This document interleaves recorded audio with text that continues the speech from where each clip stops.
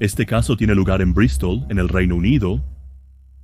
En la mañana del 23 de septiembre de 2015, una mujer llamada doctora Nick White fue despertada por el sonido de su timbre, acompañado de gritos y alaridos. Abrió las cortinas y miró hacia afuera. Vio a un hombre vistiendo solo ropa interior. También parecía estar cubierto de lodo de la cabeza a los hombros. Al principio, Nick pensó que esto era algún tipo de broma o travesura extraña, pero el hombre estaba gritando y pidiendo ayuda. Y luego, un hombre llamado Thomas Sweet salió de uno de los apartamentos de la calle, blandiendo un palo de golf. Thomas no era un atacante. Él también había escuchado los sonidos de gritos y alaridos y estaba preocupado de que alguien necesitara ayuda. Al principio, pensó que los sonidos se debían a un par de zorros peleando, pero luego se dio cuenta de que era una persona gritando. ¿Había salido para ayudar? Un par de los otros vecinos de la zona también habían salido para ver qué estaba pasando. Se acercaron al hombre que gritaba y se dieron cuenta de que realmente no era una especie de broma extraña y él no estaba cubierto de lodo. Se dieron cuenta de que la piel de este hombre literalmente se estaba derritiendo y se estaba desprendiendo en grumos. El hombre se llamaba Mark Van Dongen. Mark tenía 28 años y era originario de los Países Bajos. Se mudó al Reino Unido a estudiar.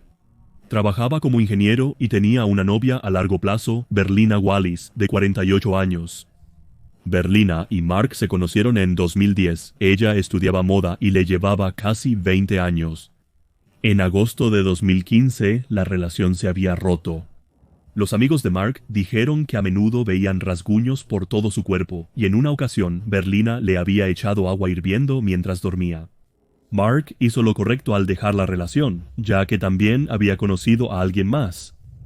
El 2 de septiembre de 2015, 21 días antes de que encontraran a Mark en la calle, Berlina había encendido su computadora y comenzó a buscar un cierto tema.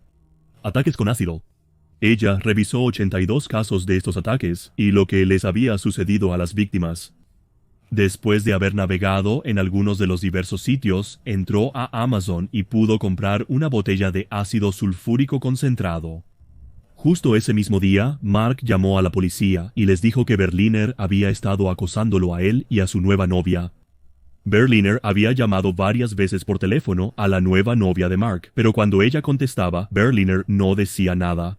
Simplemente se quedaba en silencio en un intento de intimidar. Berliner también le había dicho a Mark que si realmente la iba a dejar, ella se quitaría la vida. La policía contactó a Berliner y le advirtió que parara. Mark también llamó a su padre ese día. Le dijo a su padre que realmente tenía miedo de Berliner. Explicó sobre los rasguños y el agua hirviendo. Temía que ella pudiera hacer algo más. A pesar de sus miedos, la noche del 22 de septiembre, Mark fue al apartamento de Berliner para reiterar que su relación realmente había terminado e intentar hacer algún tipo de enmienda. Mark también había decidido pasar la noche. Alrededor de las 3 de la mañana del 23 de septiembre, Mark estaba durmiendo en la cama. Berliner se levantó, entró a la cocina, vertió algo del ácido que había comprado en una taza y luego regresó al dormitorio. Despertó a Mark, se rió de él y dijo, «Si no puedo tenerte, entonces nadie puede».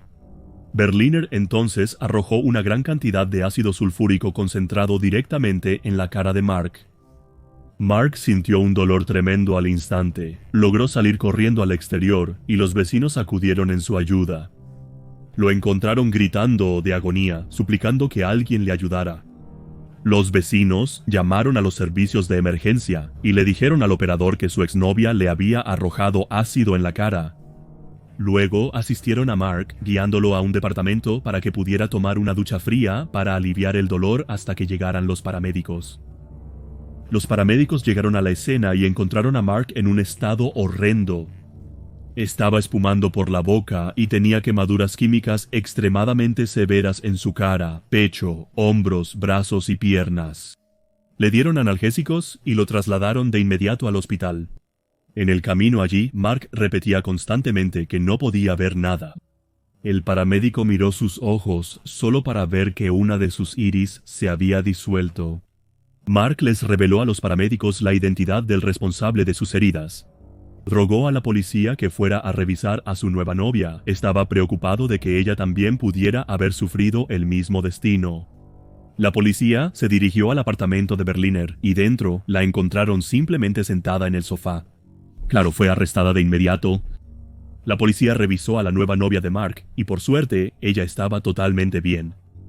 Cuando Mark llegó al hospital, pudo echar un vistazo de sí mismo y vio la magnitud de sus lesiones. Mark gritó y declaró que ya no deseaba vivir. Debido a la gravedad de sus lesiones, indujeron a Mark en un coma por 4 meses. Solo podía respirar con la ayuda de un ventilador. El ácido también causó un gran daño en su pierna izquierda inferior, tanto que necesitó ser amputada. El ácido sulfúrico continuó quemando no solo la piel y el músculo, sino también hasta el hueso. El ácido había destruido la membrana que los rodeaba y algunos de los huesos de Mark estaban llenos de cavidades. Le causó una cantidad insoportable de dolor. La nariz y una oreja de Mark habían sido completamente destruidas. La policía buscó a la familia de Mark para poder contactarlos y hacerles saber lo que había sucedido. Su familia vivía en los Países Bajos, por lo que tardaron alrededor de 10 días, pero pudieron encontrarlos. Al oír las noticias, su familia corrió a su lado para acompañarlo. Cuando llegó el padre de Mark, el personal del hospital le indicó dónde podía encontrar a Mark. Quizás no conocía completamente la gravedad de las lesiones de Mark, ya que cuando llegó a la sala, buscó a su hijo pero no pudo verlo en ninguna parte. Regresó al mostrador y les dijo que habían cometido un error, pero no lo habían hecho. Las lesiones de Mark lo hicieron completamente irreconocible incluso para su propio padre. Mark finalmente salió del coma y cuando lo hizo, solo tenía movimiento en su boca y lengua. Se comunicaba sacando la lengua cuando su padre señalaba una letra en un tablero de alfabeto. Después de algún tiempo en recuperación, pudo empezar a hablar de nuevo, pero estaba paralizado desde el cuello hacia abajo. Mark se deprimió profundamente. El dolor, el trauma y no poder moverse tuvieron un gran impacto en su salud mental. Las lesiones de Mark eran tan graves que la policía decidió que las imágenes nunca deberían ser publicadas. A partir de ahora, Mark necesitaría una vida de cuidado constante y dedicado. El 22 de noviembre de 2016, se encontró un hogar de cuidado para Mark en Gloucester. Solo una noche en este hogar de cuidado, Mark llamó a su padre y le suplicó que viniera a Gloucester a recogerlo. El padre de Mark condujo 800 millas hasta su hijo en el hogar. Una vez que entró, encontró a Mark en su habitación, cubierto con sus propias heces. El padre de Mark le prometió que lo sacaría de allí lo más pronto posible. La familia y amigos de Mark pudieron contratar una ambulancia privada y lograron llevar a Mark de regreso a su país. Le hallaron un hogar de cuidado con mejor atención. Para empeorar las cosas, Mark desarrolló una infección pulmonar. Necesitaban insertarle un tubo en la garganta para eliminar el líquido. La operación significaría que Mark ya no podría hablar. Hablar con su familia era lo único que mantenía a Mark en pie. Ahora incapaz de hablar, Mark decidió que quería solicitar la eutanasia. La eutanasia es legal en Bélgica y la solicitud de Mark fue aprobada. El 2 de enero de 2017, Mark y su padre pasaron un tiempo de calidad juntos, por última vez. Los médicos llegaron y a las 7:15 de la tarde fue declarado muerto. Mark falleció a la temprana edad de 29 años y el juicio comenzaría en 2018. La defensa de Berliner argumentó que Mark había muerto a manos del médico en Bélgica durante el proceso de eutanasia en lugar de a manos de Berliner y por lo tanto ella no podía ser culpable de su asesinato. Berliner también acusó a Mark de ser controlador y violento y afirmó que ella creía que le estaba lanzando un vaso de agua, no ácido. También dijo que Mark había dejado el ácido al lado de su cama, con la esperanza de que ella lo bebiera en medio de la noche. Berliner inventó numerosas mentiras y excusas por lo que le hizo a Mark. Pero el historial de búsqueda de Berliner mostró una cantidad obsesiva de premeditación. Había mirado muchas historias de ataques con ácido, sabía exactamente lo que estaba haciendo y quería destruir la vida de Mark de la manera más cruel. También había probado el ácido de antemano en una mesa. Sabía muy bien cuán corrosivo era el ácido. El juez que supervisaba el caso calificó el ataque de premeditado, sádico, malicioso e insensible. afirmó que Berliner era manipulador, controlador y peligroso. El juez le dijo a Berliner: tu intención era quemar, desfigurar e incapacitar a Mark para que ya no fuera atractivo para ninguna otra mujer. Fue un acto de pura maldad. Cuando el juez leyó la magnitud de las lesiones de Mark y cómo sufrió física y mentalmente después del ataque, Berliner no mostró absolutamente ningún signo de remordimiento. En cambio, simplemente continuó mintiendo sobre Mark y sobre lo que sucedió. Al final, fue absuelta de asesinato y homicidio involuntario, pero fue declarada culpable de lanzar una sustancia corrosiva con intención.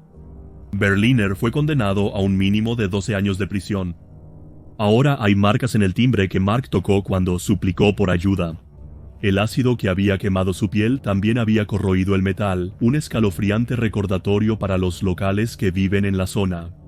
El hecho de que no haya imágenes de Mark me hace preguntarme qué tan graves fueron las lesiones, y como dije antes, incluso el padre de Mark fue incapaz de reconocer a su propio hijo. Para mí, los ataques con ácido son una de las cosas más malvadas y retorcidas que una persona puede hacerle a alguien. No solo causa un gran dolor, sino que también provoca desfiguración de por vida. Un ataque con ácido también daña tus músculos, piel y huesos de una manera que dificulta la movilidad. Hay una incomodidad constante por el resto de tu vida que nunca termina, y las víctimas a menudo necesitan cirugía regular. Las víctimas también sufren de trastorno de estrés postraumático, depresión y ansiedad. Las quemaduras también aumentan el riesgo de desarrollar cánceres. Es un nivel de crueldad que simplemente es incomprensible para mí. En mi opinión, alguien que lleva a cabo tal ataque merece cadena perpetua. Tristemente, personas de todo el mundo sufren de estos ataques. Suelen ser alimentados por los celos, o alguien que quiere buscar venganza por infidelidad, o incluso si una pareja simplemente quiere irse. En el Reino Unido se han utilizado en ataques de pandillas. Intentaré abarcar más casos similares. Quizás haga un video largo sobre el tema y vea qué sucede. Ya he cubierto la historia de Katie Piper, quien es quizás una de las víctimas más famosas. Katie creó una caridad para personas afectadas por quemaduras y ha hecho un gran trabajo al crear conciencia.